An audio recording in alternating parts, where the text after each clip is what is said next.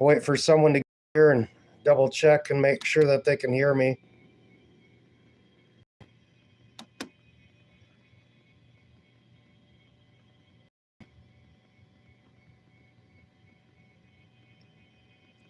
I've got good audio.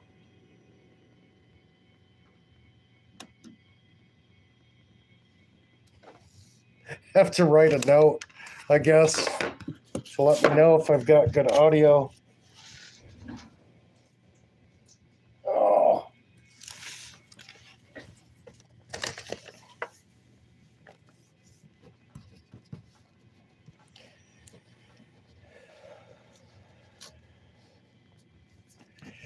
Let me know if I have sound, if you would.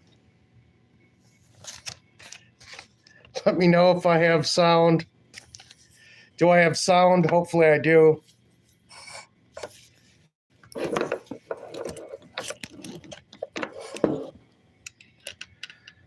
So hopefully we have sound now. So if you're just coming on, let me know if the audio is coming through okay. Sweet. I don't know what was going on there. I had to restart my phone. So I had a couple interesting things happen today. I've got some crazy opportunities. I'm almost scared to talk about them. And they're really extreme opportunities. And one of them would be like stepping into an episode of Stranger Things. Actually, they're both really crazy. So I don't want to talk about them too much yet because I don't know which one that I'm going to take or do. But I felt like I needed to do something because I have some people that seem to be out to try to destroy me. And I've been praying to God for what I should do for a while now. And He's given me some opportunities.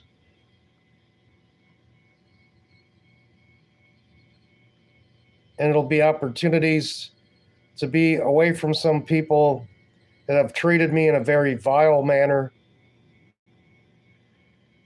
And I'm hopeful everything goes okay.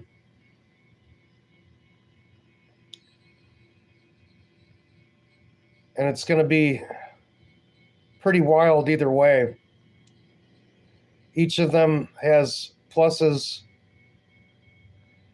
The only thing that's really kind of upsetting is that I shouldn't have ever been treated like that in the first place by these people. But in the world, there's so much corruption.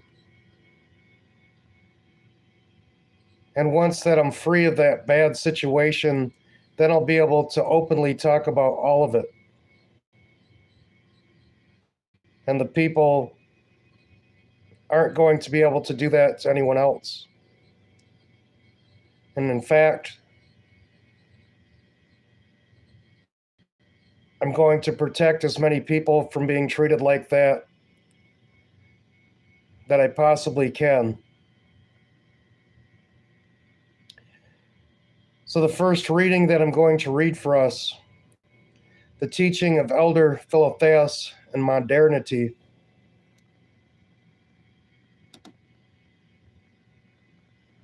In the 1980s and 1990s, Russian society was seduced by liberal ideas, which, due to its legal inexperience, were presented and accepted as democratic values. Despite the fact that these ideas focused on protecting the interests of minorities, in reality are directed opposite to the principles of democracy, the rule of the people, the rule of the majority. As a result, the country rushed into the abyss. But at the last moment, at the turn of the millennium, by the mercy of God, it stopped before falling into it, after which a long and difficult process of sobering up began. Our recent past is a lesson that warns against national self-denial and encourages us to rely on tradition. This is by Archpriest Vladislav Sipin. Different things can be extracted from the domestic ideological heritage, In the 20th century, Russia introduced and offered to the world a utopian project borrowed from the outside, which, although it transformed beyond recognition in comparison with its German book original, in the end it was forced to renounce it due to its finally realized unrealizability. The dominant password at the final stage, called perestroika, called on Russians to become disciples of the West, which, as propaganda advertising said, was ready to receive us with open arms, feed, drink, clothe, warm, protect, and make us happy. Frivolous trust in such cynical appeals led the country to dismemberment, to the threat of enslavement, again plunging it into that miserable state into which it had twice fallen. And just as Russia was tempted by this and offered all these things, America has also been offered all these things that destroyed us from within. As if into the trap, in the past, at the beginning of the 17th century, during the period of the Seven Boyars, and after the successful conspiracy in February 1917, which became the prologue to the turmoil, the Civil War, awareness of the mortal danger hanging over the very existence of a sovereign Russia state as a result of an erroneous civilizational choice made against the background of the bankruptcy of the previously dominant pseudo-Marxist ideology, prompted a search for a way out of the ideological impasse. Of the influential Aristosophical ideas of the past, compatible with the orthodox vision of the historical process, the most conceptually meaningful seems to be the teachings whose quintessence is expressed in the laconic formula. I'm going to need something to drink to. My throat is so dry. 1 second, let me drink my coffee.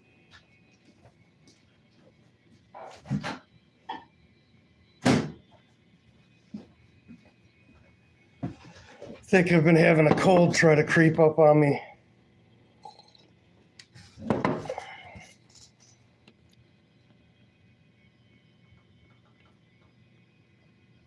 Moscow is the third Rome in terms of its strategic significance and pragmatic instrumentality. It can only be placed next to the famous Uvarov formula: orthodoxy, autocracy, nationality. In order to substantiate the idea of the succession of the Russian state from New Rome, the Roman Empire, the final destruction of which in 1453 was a shock to the Orthodox, ecumenical, and the entire Christian world. The monk of the Spaso Eleazar monastery, Philotheus, stated from the apocalyptic image of the flight of the woman clothed with the sun, from the dragon to the third Rome, which is the new Great Russia. The status of a third Rome in Moscow is not an invention of a monk from the Eleazar monastery, but a legal doctrine, recorded, however, more than a century and a half after it, and one of the most important acts, namely, in the Lade Charter of 1589 on the establishment of the Patriarchate in Moscow, under which the signature of Patriarch Jeremiah of Constantinople is put in the first place, into whose mouth the following speech is inserted in the Lade Charter. In truth, the Holy Spirit dwells in you, the pious Tsar, meaning Fyodor, the son of Ivan the Terrible, who occupied the royal throne at the time. And from God you will put this thought into action. Wherefore the old Rome is fallen by the heresy of Apollinarius, and the second Rome, which is Constantinople, possesses the Hungarian grandchildren of the godless Turks. Thine, O pious Tsar, the great Russian kingdom, the third Rome, surpassing all in piety, and the pious kingdom in thy being gathered into one, and thou art one under heaven, the Christian king who is called in all the universe. In this fundamental legal act, the formula of the great elder is almost literally reproduced.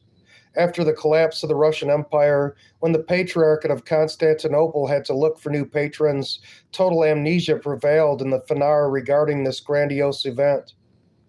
Elder elder Philotheos, in his vision of the course of world history as is known, relies on the ancient scheme of the transfer of the center of the Christian kingdom from one Rome to another, from the old Rome to the new Rome, Constantinople, and comes to the conclusion that after the capture of the new Rome by the Ottomans, the kingdom fled to the third Rome, which is to the new Great Russia.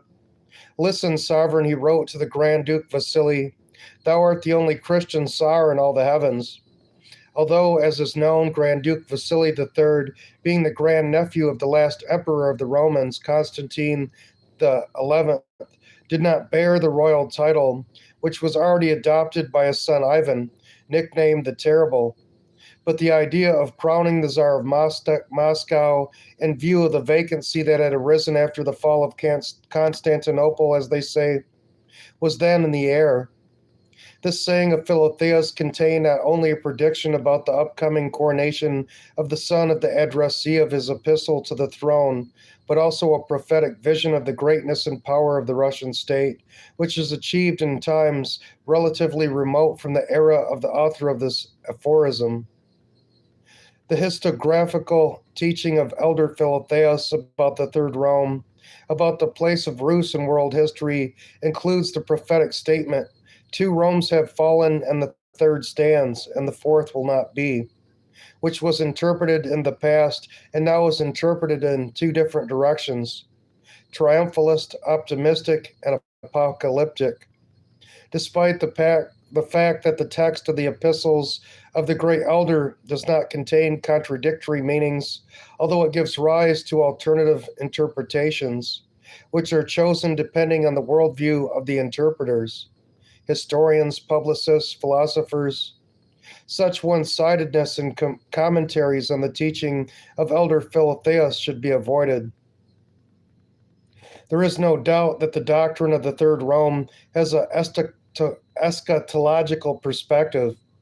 Philotheus rejects the very possibility of the emergence of the Fourth Rome because he expects the end of history to be near. God's patience, the elder believes, will soon be exhausted in view of the multiplication of sins in the very citadel of orthodoxy in the Third Rome. Therefore, he calls on the Grand Duke Vasily III in a letter addressed to him, which is called On the Correction of the Sign of the Cross and on the Sin of Sodomy, to take measures to cleanse the state entrusted to him by God from sinful defilement. Weeping to the mountaineer, I say that you have uprooted the bitter tares from your orthodox kingdom, and the flame of the burning scarecrow and the stacks of Sodom testifies to it even now. And this abomination has abounded not only in the worldly, but also in others, about which I will be silent. What he understands, alas for me, how long the merciful one endures for us without judging. The pathos of the writings of the elder Philotheus is in the call for the purification of morals in the Third Rome, in Russia, and above all, for the eradication of the widespread sin of sodomy. The purification of morals in the Muscovite state, with unprecedented in Russia and possibly excessive zeal and scope, was taken up by the crowned son of Vasily the Terrible. How successfully this can be judged in different ways. A century and a half passed, and in the empire created by Peter the Great, when at the zenith of its power, after the victorious war with Napoleon, Russia for the first time really equaled the Rome of Caesar, Augustus, and Trajan. With the Christian empire of Justinian, paradoxically, the Third Rome was not written or talked about. This idea fell out of the official political and ecclesiastical vocabulary, remaining only a subject of historical research and interpretation.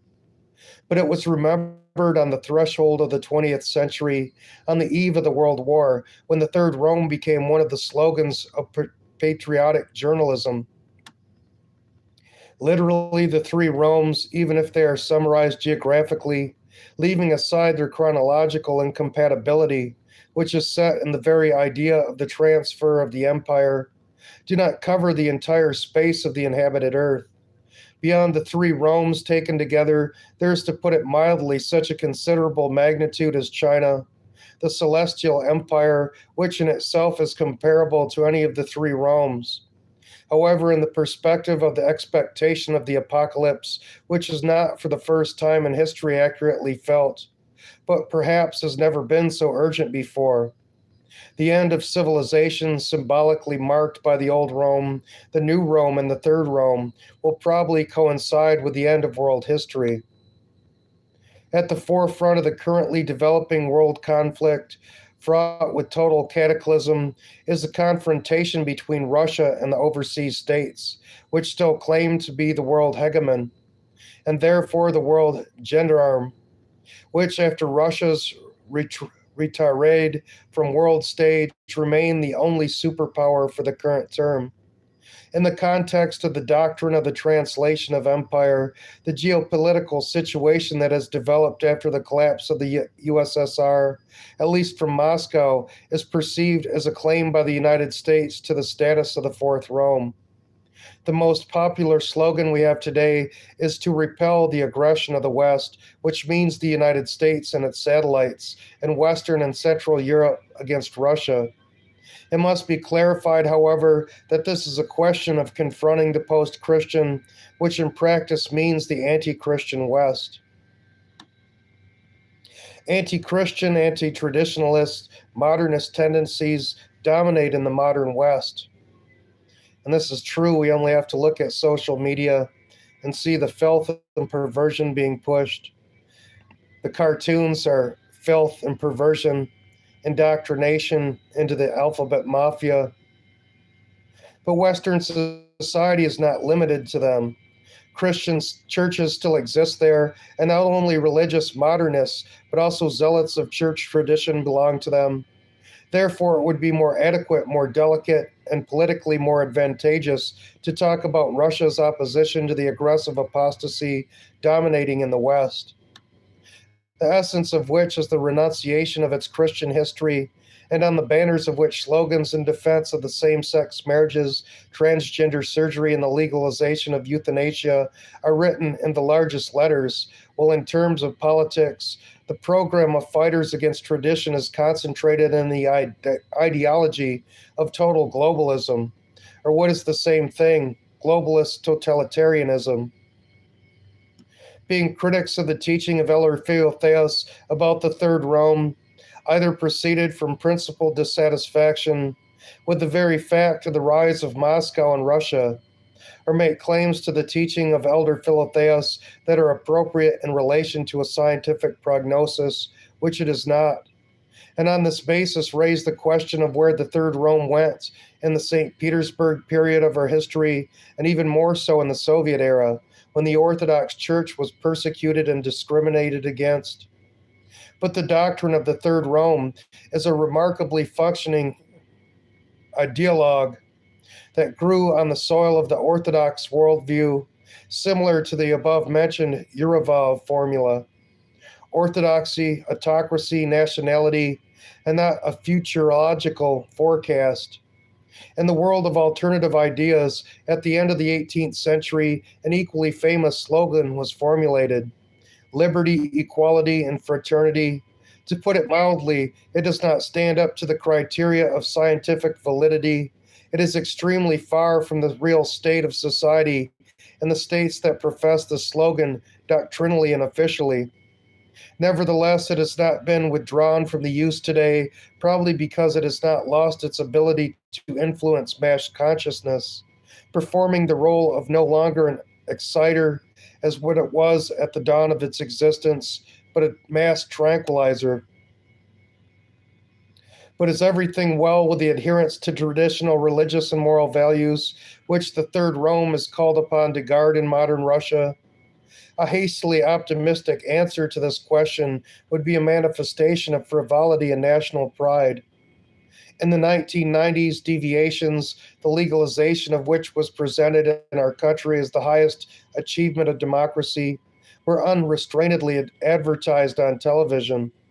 In particular, and for this reason, our society is not completely alien to the vices that, in his time half a millennium ago, Elder Philotheos castigated, demanding their eradication.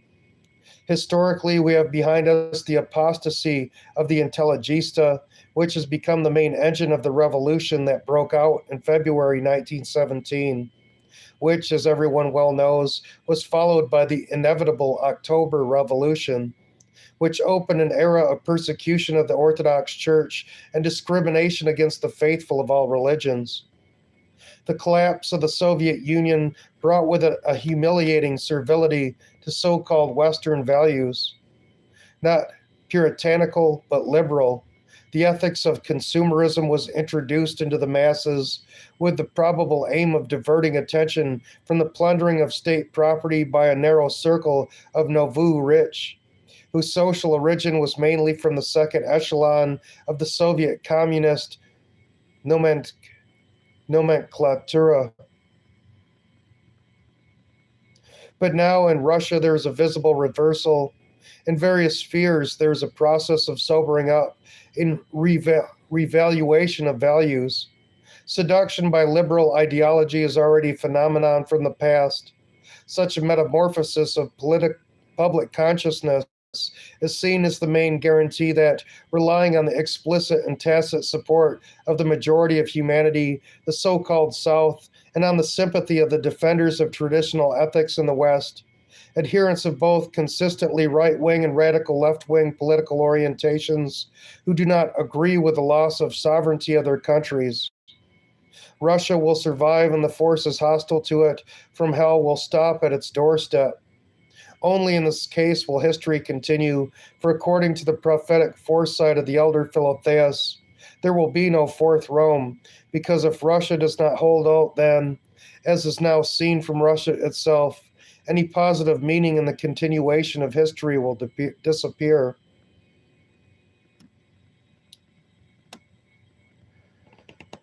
And I think this awakening is happening in the West. It's happening with the young men first.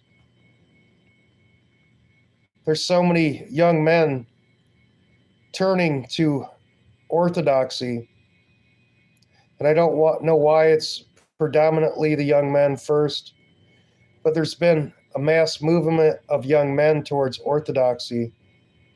They want to know the truth. They realize that this garbage society that they're being sold is from the devil.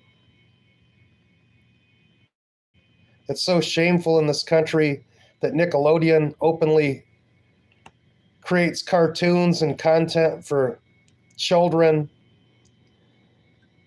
and their logo is Epstein Island still, G3 Islands, right on Nickelodeon's logo. And you can see it right there playing as day. All the perversion in Disney, the Cartoon Network, having transgender cartoons where they're using cartoons to make kids think that they're transgender before they can even understand what a relationship is. So thankful to my friend Forrest, who's a hero for Alaska. He should be recognized in Alaska as a hero. Forrest McDonald, you are a hero for your fight against the Anchorage School Board and the perversion, the drag queen shows, and the perverse material that they were giving children at the library in Anchorage. The school board wouldn't even let him read a paragraph from those dirty, filthy books that they were putting in the hands of children. They wouldn't even let him read a paragraph from it because it was such vile material that they didn't want anyone to find out what they were doing.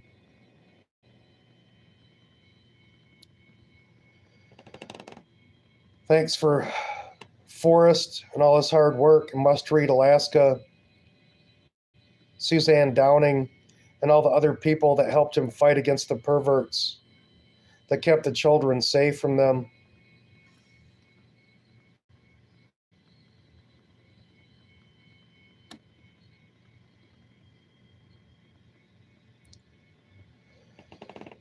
The next reading for us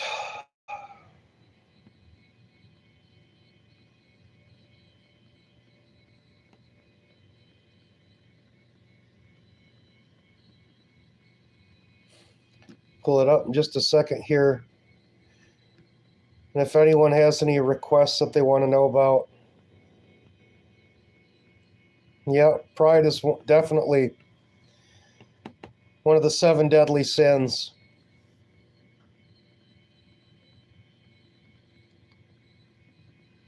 I think I've offended some people too at work by saying that you should never take pride in your work. You should give all the glory to God, because it's God that gave us the ability to do good work and to learn how to do good work.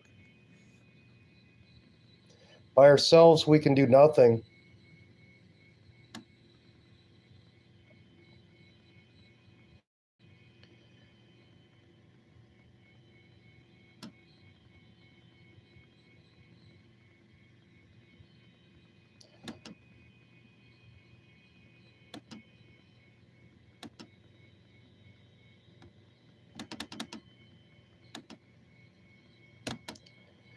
Next article that I'm going to read for us. I was always very afraid that one of them would die. A story about love and the path to God by Elena Kurcharenko. On the eve of his death, Ivan read your book. The one you gave me is the very first one. I read it with gusto in one breath with a smile. And when his wife Vera shared this with me, I said that I wanted to tell you their story too. My friend Father Evgeny told me, the only thing I worry about is how much I will be able to convey it. For us, the story is very deep. It's scary to grind it. I have quoted these words of the priest not in order to boast that I am read with gusto, although, of course, I am very touched and grateful, especially in the light of what I discovered later. I wanted to show how I got my hands on this story. It was really very deep, and I really am unlikely to be able to convey all its depth. It is more at the level of sensations, but I will try. This is a story about great love that never stops, about the family, about the relationship to each other. It is about the fact that a man and a woman can really become one, and so it remains even when one leaves. And it is about the great love of God for a man and man's path to him, and a real miracle. A miracle that it turns out is deeper and wider than simple human happiness and well being. It is about pain and grace, and about heaven for the sake of which it is sometimes necessary to lose the earth. This is a story in which, despite its earthly tragedy, the hand of God is clearly visible. The priest told me, you freeze, realizing how the Lord wrote all this, conducted it, painted it, as only he could. If one dies, how will the other live? Once God gave me these 2 amazing people, and I was always very afraid that one of them would die. And then how will the second live without the first? Father Eugene told me. And so it happened. Ivan and Vera, I saw them when I came to the church to see the priest, then still in Ukraine. She is black-haired, dark-eyed, very beautiful. He is interesting, courageous, and both are simple, warm, and very, very happy. And even then it seemed to me that there were not 2 of them, but something one, something inseparable. Later, when everything happened, I learned from the priest that Ivan seemed to feel that his life was about to end. It was a wonderful day, and he and his wife went out for a walk. Verachka, how happy you and I are, he said. If we die, our priest will bury us. We have our own father. What are you talking about? What will I do without you? If suddenly you, my wife was frightened. She couldn't even pronounce it. There is a father, he will not leave you. He will look after you and help you. 2 days later, Ivan was electrocuted at work. Eyewitnesses said that he should have not climbed into the electric box at all. This had to be done by someone else, but that man was much younger, and the box is very confusing with a lot of violations. And so that no accident happened to this guy, Ivan did not let him in. He went to fix the problem. He was hit, he fell, got up, shook himself off, and fell again. His heart stopped. Years passed. Vera often meets with Father Evgeny. As her husband said, the priest supports her very much. They talk about Ivan, but are mostly silent. Sometimes people remember what he was like and that conversation he had with his wife, And each time Vera is surprised that her husband did not speak about death with sadness, not with sorrow, but with some kind of peace, even with a smile. How is that? What was it, Father? How did he know? She asks. Father Evgeny is silent and prays. Only God can answer. I saw it and immediately fell in love. Father Evgeny met this family 20 years ago. More precisely, first he met Vera, who came to his church in tears. I saw that the man was feeling bad and I approached him, the priest told me. Then she had two misfortunes at once. Her mother died and her husband was working in Moscow. Her husband was alive and well, but the fact that he was not there was really a misfortune for this woman. These people had such a close relationship, such an affection for each other, that for a long time they simply could not be without each other, as if they were tearing one person into two halves. They loved each other so much that she couldn't wait for him to come home from work. In the morning we parted, and by the evening we could no longer find a place for ourselves. But those were difficult 90s. In our city, they paid little, and everyone went to work in Moscow. Vera did not want to let him go. For her, the financial issue has never been point blank as for many. For her, the main thing was that her husband was just there. But Ivan believed that he had to earn money for her. And since there is no opportunity here, we have to go. I've always been surprised by this. People have been married for more than a dozen years, and love is like that of newlyweds. They wrote such letters to each other. You have no idea. Lan, I found out later, warm, deep, and they have always had such a relationship. In this state of anguish, Vera ran to the church. Later, when Father Evgeny began to communicate more closely with his family, they told him how they met. Vera is a hairdresser by profession. After graduation, she was sent to practice in a village on the coast of the Sea of Azov. She worked there, cut the hair of local people, and one day a young man came to her hairdresser. It was Ivan.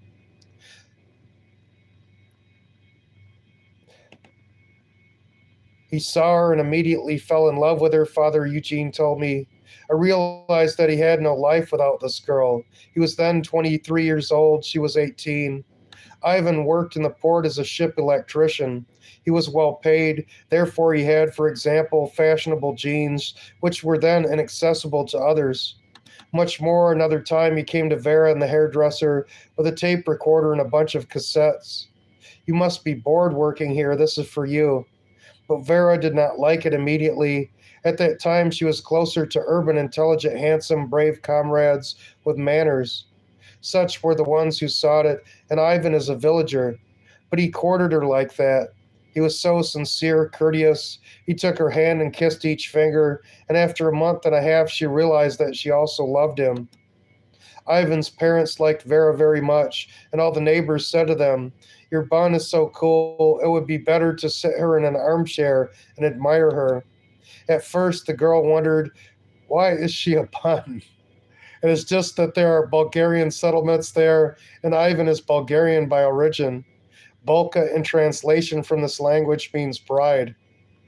3 months after they met, they got married. Soon a daughter was born, then a son. And all her life next to Ivan, Vera felt the same as in those first days and weeks of their acquaintance, when he took her hand and kissed every finger. I've always been warm, quiet, and calm, she said to Father Eugene. Where's the priest and where are the bulls? From the very meeting of Vera with Father Evgeny in the church, she began to slowly become a churchgoer. Then Ivan returned from Moscow. He earned money and bought a car. Father Evgeny consecrated it. After a while, they bought another one, and I had just moved from the city to the village, and they came to consecrate it at my home, the priest said. We drank tea and talked. That's how I got to know Ivan better. But the man did not go to church then, not because he was some kind of terrible atheist. Rather, it was the opposite.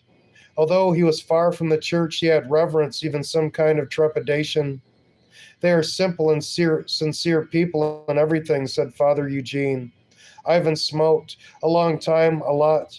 Because of this, Vera's heart ached very much for her husband, that he is harming his health like this. I tried to persuade him to leave, but he couldn't, and so Ivan believed that since he smoked, then he was not worthy to go to church. I could not resist this addiction. Even in the morning, he accompanied his wife to church, brought her to the gate, and said, "Well, since I smoked, you go, and I will wait for you here." And he stood aside behind the fence. He smoked again until the service was over, and then together they went home. Nevertheless, they communicated with their families. Ivan and Vera came to the priest's home, drank tea, talked. Father Evgeny did not put pressure on the man. In general, he believes that no one should be forcibly dragged to the church. Each person has his own path and his own term. The Lord will govern. At first, they were very embarrassed. How are we going to communicate with him? He is a father. Father Evgeny recalled with a smile, "This is a holy man, a man from heaven, and we are so sinners. What are we going to say to him? What are we going to do with him?" One day, Ivan brought salted bowls from his parents. "Let's treat father to some salted gobies," Vera suggested. "Why not? A great idea." And then they thought, how are we going to treat him? This is such a person, father. Where's the priest and where are the bowls? Which is talking about the salted fish. For them, a priest and a bucket of salted bowls were incompatible things. It seems unworthy of the king to offer such an offering. He needs a bucket of black caviar. But they did. They stand and crumble. Is it okay that we brought them? Why, my mother just adores them. And once in winter I surprised them by offering to ride the dog with the dogs. He harnessed a shepherd dog to a sleigh, and it pulled them. They were shocked that a priest could soak such feints. In general, we became friends. They loved us and we loved them. They also said we are monogamous. If we meet a person, he'll be alone with us. We have fallen in love. We have fallen in love with Father, and that's it. He will be alone with us. Well, let's pray. Time passed. They were also friends. Vera was churched. Ivan was not so much. But 6 years before his departure into eternity, events occurred that served as an impetus for him in this direction. And it's not so easy to start going to church, said Father Evgeny. Before my eyes, the transformation of the old man into a new one has taken place. The Lord called. Ivan heard. Forsaking his nets, I followed him. Vera fell ill. She was found to have a female tumor, and the doctors at the oncology dispensary behaved with her in such a way that, according to her, she felt like some kind of animal on a conveyor belt. There is really a terrible atmosphere there, Father Eugene recalled. I was there. I gave communion to people. Such a state is depressing when you get there. The stretcher back and forth is really like on a conveyor belt. She was prophesied there, and she needed to cut out this, and in general, the matter is rubbish. She went to doctors in other cities, even to Kiev, and everyone frightened her, saying that everything was very bad. Very big worries began in their family. As for Ivan, experiences is an understatement. Around that time, an acquaintance of Vera's came from the Crimea. Then it was still Ukraine, who was treated there like a woman. She told me about a very good doctor who lived and worked in Simferopol and literally worked miracles. We talked to them then and decided not to rush with the operations, but go to the Crimea to see that doctor. Father Evgeny continued, they came to Simferopol, and it turned out that the doctor was also Bulgarian like Ivan. He treated them like family. He is a very good specialist, a candidate of sciences. He prescribed examinations, began treatment. The tumor was strangled with injections to a minimum and then removed by a laparoscopy. While Vera was undergoing surgery, Ivan, all nervous, rushed around Simferopol. I saw the first church I came across. It turned out to be the Holy Trinity Monastery, where the relics of St. Luke of Crimea are kept. But he didn't know that. He ran in and stood sobbing. St. Luke, by the way, is known for healing people, in case you didn't know that. He ran in, stood sobbing. What happened? The priest asked him. My wife is undergoing surgery. Well, let's pray to our St. Luke of Crimea. This is how Ivan met the saint. And Vera's operation then went easily and well. Father, what was that? Then they went to Simferopol several more times to see that doctor. They monitored the recovery process, did the prescribed procedures, and they always went to St. Luke, whom they loved very much. And there at the shrine, a strange and amazing story happened. Father Eugene said when Ivan venerated the relics one of the times, he suddenly saw lightning with fire that came out of the shrine and struck him directly. He even staggered from this blow. Vera said that later he was not himself. He asked me several times, Father, what was that? But of course, no one could explain this then. It was only later when he was electrocuted that we remembered. Perhaps this was some kind of omen. On the one hand, divine grace in the form of fire.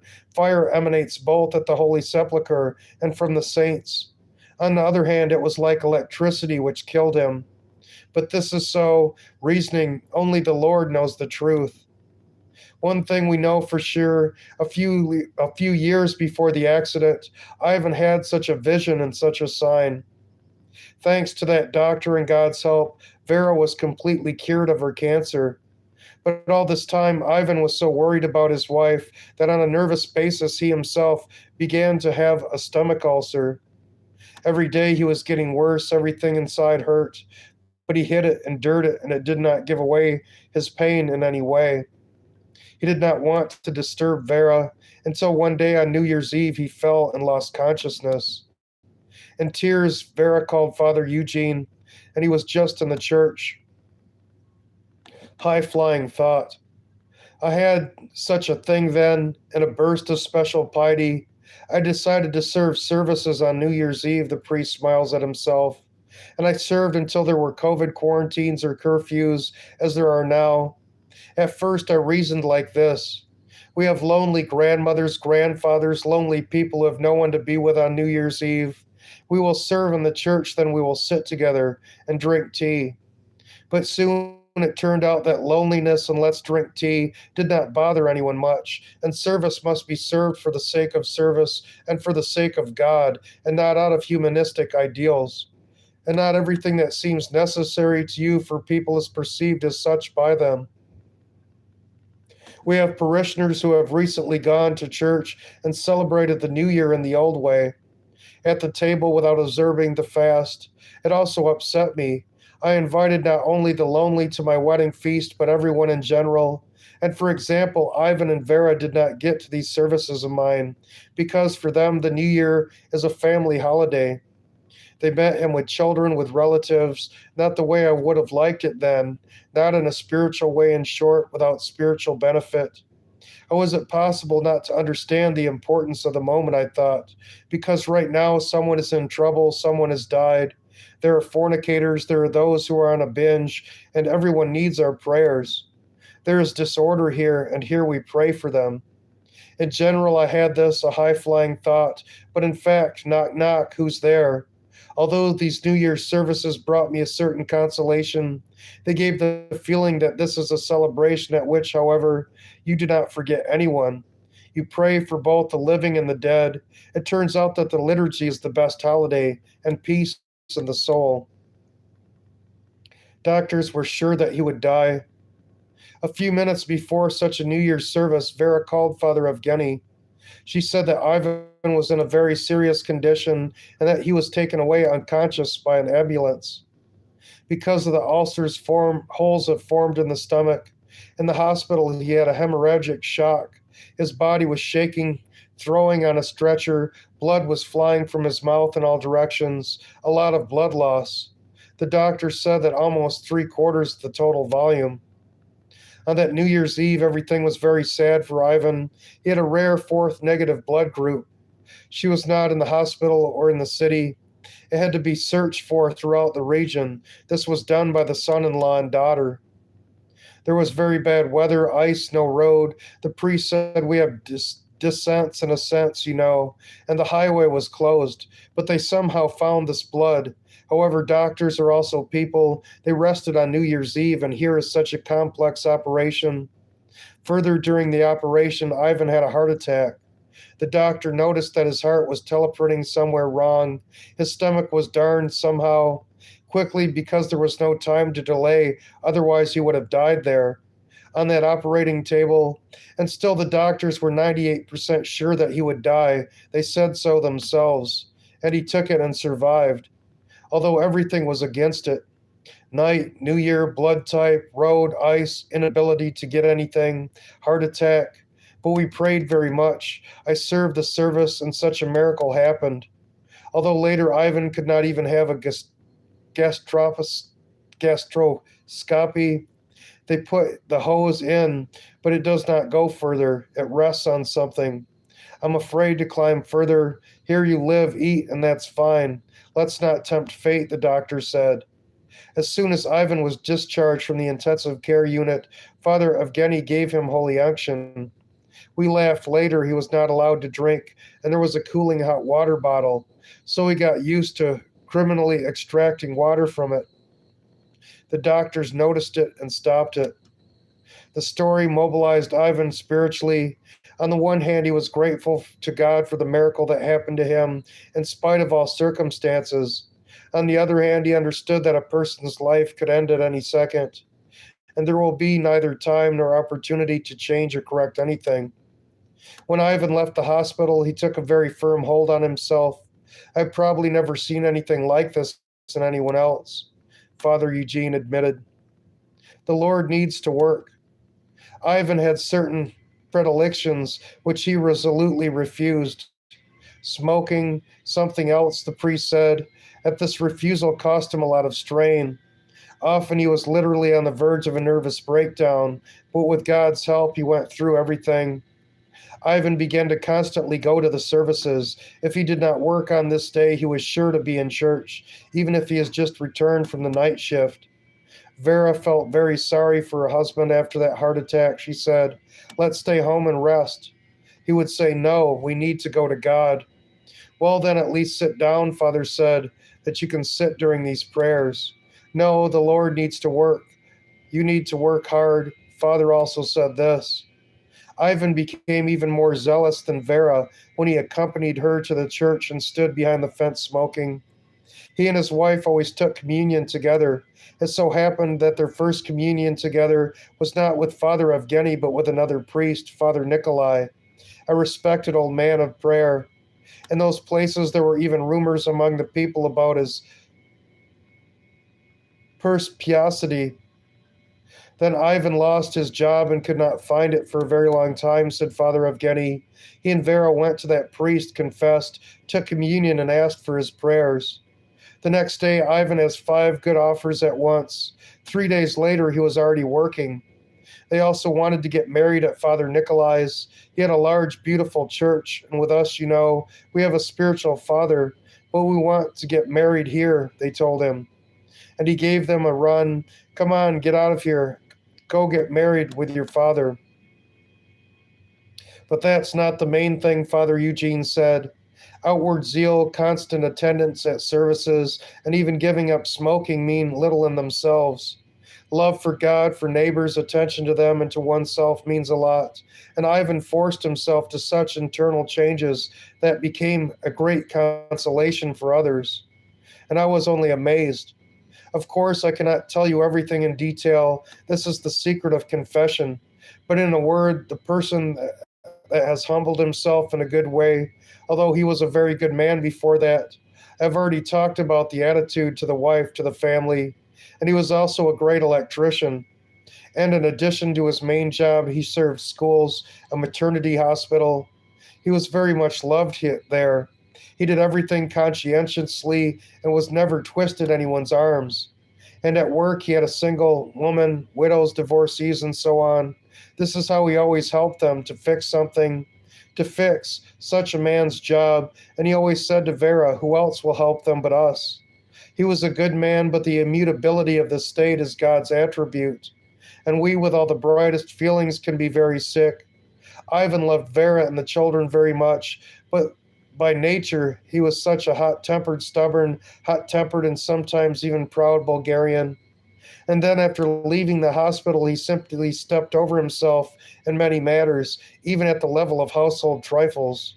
But this is where the real spiritual life must begin, with the correction of trifles, for God and for one's neighbor. It's very hard, in fact. Everyone wants a global one. I am now a believer, and the rest is all vanity and decay. This will no longer happen in our lives. Father Eugene, as long as I know him, has always tried to convey to us that little things, which we often do not pay attention to, can become a huge destructive force. An open tube of paste which everyone laughs at, scattered socks, a momentary inattention, a momentary irritation at a loved one's. Now people often stick to their phones, some games, freeze, he told me. My husband came home from work and sat down, for example, to play tanks, or scroll through social networks, poke, and a person is torn out of life and family. He does not consider that this is a problem for himself. He doesn't drink, doesn't walk, doesn't beat, doesn't even smoke. He just wants to sit for half an hour. And the wife is offended. She waits, bakes pies. She's tried to say a lot to him. Or on the contrary, the husband is tired. He has a headache. And the wife wants him to nail the shelf right now. And she is offended that he is club armed and that she does not care about his head. She doesn't even notice. Or the husband raised his voice. What's the matter? She didn't hit him. But even the best relationships can be disrupted by these little trivial trifles. You see this all the time. When the soul reaches out to the soul and there are such insignificant barriers, the normal way of life is destroyed. And Ivan literally stepped on his throat in all possible little things. I began to eradicate everything in myself that was somehow wrong. The slightest reproach from others, and first of all from his wife, became a reason for serious work on himself. Yes, my love, I'll do everything. I'll fix everything. This will no longer happen in our lives. For God's sake and for your sake, I refuse this. Let's start with a blank sheet. At first, it twisted, of course, twisted and twisted. Moreover, he did not only change outwardly, as it happens. Save you, Lord, but he wanted to kill himself, the priest recalled, and he uprooted all the weeds from his soul. But if a person has a sincere desire to correct himself, then what he himself is unable to do, the grace of God accomplishes in him. After all, in the end, good leads to good deeds. Do not In the end, good and good deeds do not save a person, God saves him. Therefore, there must be a spiritual meaning in such matters. When a person without hope in the Lord and without divine grace wants to solve his serious problems, this can begin. That the last evil will be greater than the first. It's like the problem of alcoholism when a person goes and goes. Yes, you are coated and do not drink, but it all twists you inside. This begins to flow out of you, that you just can't cope with it and begin to decode yourself. In general, Ivan, with his ardent Bulgarian character, found it very difficult, but it is also expensive. He literally began to serve people in the last days of his and Vera's lives. The children said, Mom and Dad are like a priest for us, like a priest. So obvious were the changes in his spiritual state. I was hoping it was a mistake. Ivan seemed to be in a hurry somewhere and was afraid to lose even a second on his way. Every day lived like the last. Although he was not going to die and did not want to, said Father Eugene, because when all this COVID rubbish began, he was very worried for himself with his heart attack, for his wife, for the children. Talk to the priest, reveal what is in your heart, Vera asked. And so we sat at the table with our families. Ivan spoke of his fears, and I suddenly told him, You are afraid of the wrong thing. You will definitely not die from this. And to this day, Vera will remember it. How come? We were afraid of one thing, but it turned out as you said. How did you know? But the Lord seemed to be warning us through some small signs. I looked at the reverent relationship and always thought that I would have to share some burden with these people. And I can't do anything. There was no way to prevent this. A week before his death, Ivan took communion, as always together with Vera. I wanted more. I even began to prepare. On the eve of the accident, they read the evening rule together. Sit down, Vera said, seeing that her husband was tired. No, I'll work. In the morning, they also prayed together. Vera accompanied her husband to the door. She always saw him off and met him. And at 9 a.m, she received a call. It was the 9th of May, and we, together with the veterans and my parishioners, served memorial services at the monuments to the fallen soldiers, said Father Evgeny. There were already prohibitions, but despite this, we always went around all the obelisks in the area and prayed. And that time it was so. The bell rang and Vera threw into the receiver in such a broken voice, "Father, Vanya, Vanya." At first I thought that his heart was seized because he had a heart attack. Electrocuted, electrocuted. I hoped it was a mistake, but no, no mistake. I was always afraid of this, that something like this would happen. I said, and it was a strange feeling. On the one hand, I cried. I also loved him very much. On the other hand, there was some kind of consolation inside. Such is the duality. Spiritually, everything is normal, but humanly, it's very scary. He did not know what to say to Vera, how to speak, how to console, how to see it at all. But in all this, the presence of God was still not lost. In the first days after the tragedy, Vera was in a semi conscious state. It was just the weekend, and she was just walking around the morgue. And I could not understand and believe everything. How come she is here and he is there in some kind of refrigerator? It was hard, very hard, said Father Eugene, and it's hard now. She recently visited us and said that all the good things were with her as if they were not in this life. And the pain is as if it happened only yesterday. But despite all this pain, she still feels God's support. It would be a double loss. From that New Year's Eve when Ivan was taken to the hospital, and 6 years passed until the day of his departure, the Lord gave him 6 years for the salvation of his soul. Whether this is a lot or a little, Father Evgeny does not know, but he knows for sure that Ivan used this time to the fullest. Why did the Lord give him this time? Of course, one can say, because Ivan was always a kind, conscientious, decent person. But in fact, the Lord desires salvation for everyone.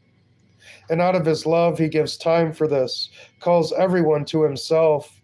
But unfortunately, not everyone hears. Of course, not only Ivan had such a chance, said Father Evgeny. The Lord gives everyone many warnings and signs in life, only people do not perceive them. I've had many examples when a person came to church after some event, often a sad one. I explained to him that everything was for a reason, that the Lord loves him and wants to save him, that he must learn something from this event, understand, change, take a step toward God, to start going to church. After all, a person walks at first, then he feels better and leaves, and it appears in 5, 7, 10 years when the situation is already different, more catastrophic. But it could have been avoided if a person had stayed in the temple and begun to repent of his sins. The Lord called him, but he did not hear him then. Do you remember I told you that? I asked. Someone doesn't even remember. And Ivan and Vera came and stayed, and he didn't waste a second. Therefore, despite all the pain that this man's passing caused and still causes to everyone, it is a very great consolation, and even in this difficult situation, the Lord is merciful and through everything. Because if that had happened to her and not to him, she would have left and both would have been lost. Vera, despite the fact that she is a beautiful woman, did not have such an inner spiritual readiness to appear before God, and Ivan was ready as I saw it. And if he had stayed here and not Vera, I would have not coped with him. It was hard for her, not a day without pain, but she bears this cross. And if you knew him, it would be a double loss. There would be such a despondency that this person would not be able to endure. Something would have happened. I would have gone crazy with him myself. Only she and God. If we take one step towards God, he'll run towards us. Father fell silent. I thought about something of my own. No wonder, because reliving the story was not easy for him. I understood that.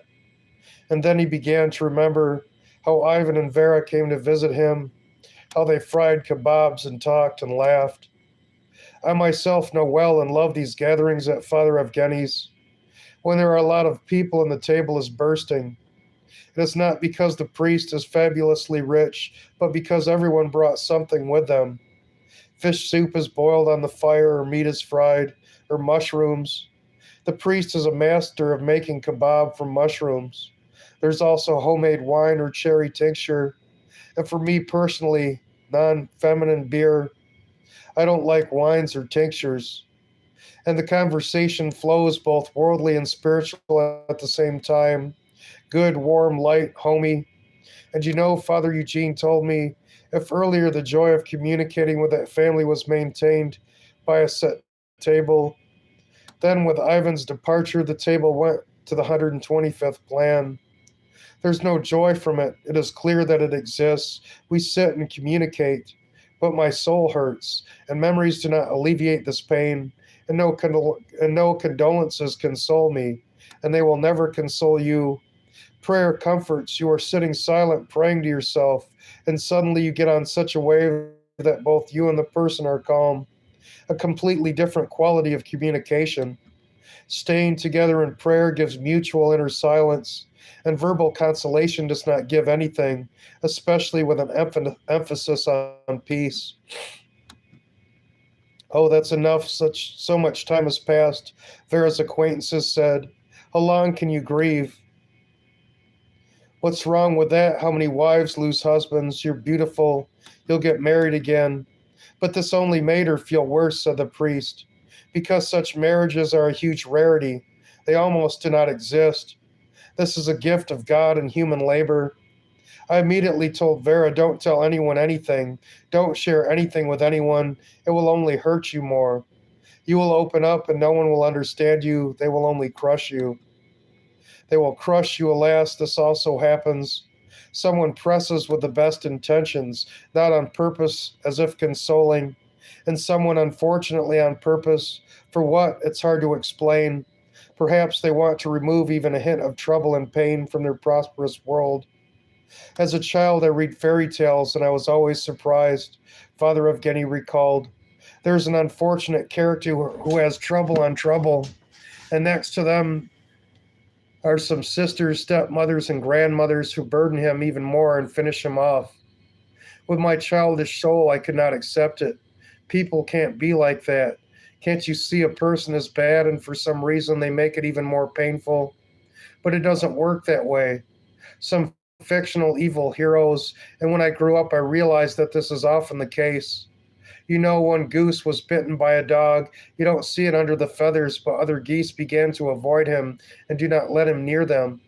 And if he begins to approach, I'm yours, I've always been with you, it just hurts me right now, they start hissing at him, chasing him away.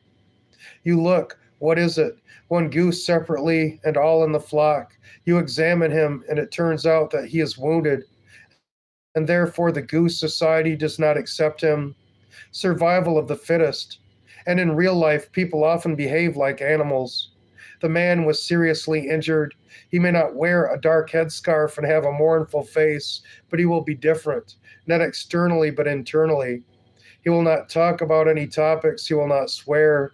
He will not talk idly. He will not judge. He will not listen to stupid music. He is not up to it. It hurts. But no one will understand this. He will be pushed, pinched like these geese. Drive him away if he is not like them, to live without thinking about anything like that. And what is shown in fairy tales, it turns out, is also in life. Of course, there were and are kind people around. Vera, who sincerely tried to help her. Father Matushka, others. But the main thing is that God is next to her, who supports her and carries her in his arms. If it were not for the support of his, she would have gone mad, Father Eugene told me. Because, by and large, she is all alone now. Ivan left and not a day without pain. The children are on the other side. There is no way to see them. Of course, with whom she worked, there was no one left, no clients. There's no heating in the houses, loneliness, cold, misunderstanding, only she and God. This world is no longer real. I listen and I still don't understand. It is not clear why God needed to take one person and make another unhappy. Why couldn't they both be left here on earth and allowed to be happy for another 10 or 20 years? I asked Father Evgeny about this, although I know that he's not a fan of dissecting God's providence. He himself says that this is a thankless job. He is silent, thinking. I see him on the video call. I know his face very well. Now he will say something that has been suffered, tortured, thought and rethought hundreds of times. He runs his hand over his face as if brushing away thoughts that are not easy for him either, and answers my question. He answers not because he knows the answer exactly, but because he is looking for it himself. This story is very important to me because before my eyes, an amazing spiritual transformation of a person took place. A real miracle happened, but it is not the same as we are used to. They lived happily even after and died on the same day. Happy ending. It is some obvious emphasis on eternity, you know. Sometimes the purest human feelings lubricate the real divine love. When we feel good, we often dwell on the simple human happiness, albeit very bright but earthly. It is difficult to put into words, but there is a depth in the spiritual world that cannot be comprehended without complete faith and trust in God. And often this trust is expressed in the bearing of the cross. What do you want, man? Will you limit yourself only to earthly things, or do you crave more? Almost all of us limit ourselves to earthly things, but we have a huge spiritual potential. But we cannot cultivate this potential ourselves. Our earthly happiness hinders us. We are limited by our earthly position.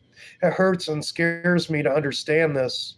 This is approximately the same as the apostles have with Christ. They loved him as a teacher, as the Son of God, but with its own earthly mercantile understanding. But this turned out to be incomparable with what happened after his resurrection. When all the worldly things departed and grace came, the Holy Spirit descended and revealed to them the heights, incommensurable with anything. Eye has not seen, nor ear heard, nor entered into the heart of man the things which God has prepared for them that love him. But it came through great tragedy, loss, and pain. The spiritual kingdom which the Lord promises and will certainly give cannot be exchanged for an earthly one, and I don't know how to combine them. Maybe that's why it happens to us. The Lord took Ivan at the best moment. It's a hackneyed phrase, but it's true. I am witness to this, and for Vera, by taking away her earthly paradise, he may open his door to where he has prepared a better life for us. Yes, the pain does not go away, but constant grace is felt. Her life became completely different for many. This is incomprehensible because all people experience such situations differently. Someone finds another mate, someone goes into communication with friends, someone something else. There's nothing of this here. There is spiritual solitude, as if this earthly world is no longer real for her, and the present is there. Elena Kucharenko, November 17th, 2023.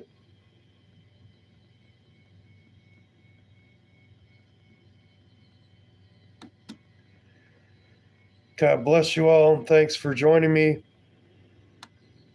What a beautiful story.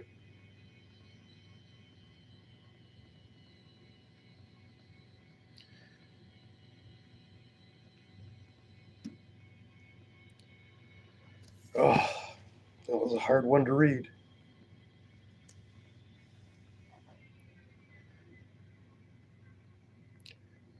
When the priest was talking about the goose, me growing up on a farm, I've seen that.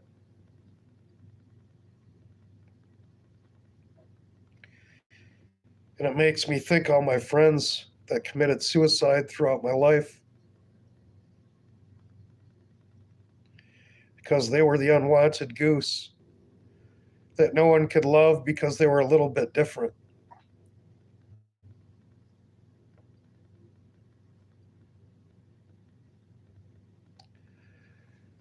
I love you all so much. God bless you.